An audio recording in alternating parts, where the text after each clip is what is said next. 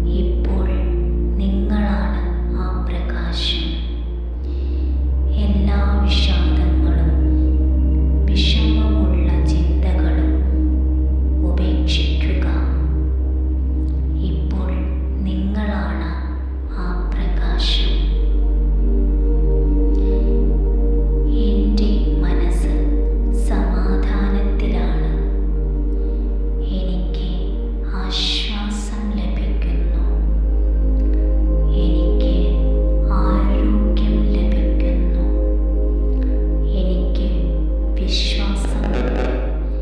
എല്ലാം നല്ലതായിക്കൊണ്ടിരിക്കുന്നു. ഞാൻ ആത്മവിശ്വാസത്തോടെ മുന്നോട്ടു പോകുന്നു. എൻ്റെ മനസ്സിൽ വെളിച്ചം നിറയുന്നു. ഞാൻ ഇനി ഭയം വിട്ടു ജീവിക്കുന്നു. എനിക്ക് സ്നേഹം വേണ്ടത്ര ഉണ്ടാകുന്നു. ഞാൻ മനസ്സിലൊരു പുതിയ തുടക്കം വരുത്തുന്നു.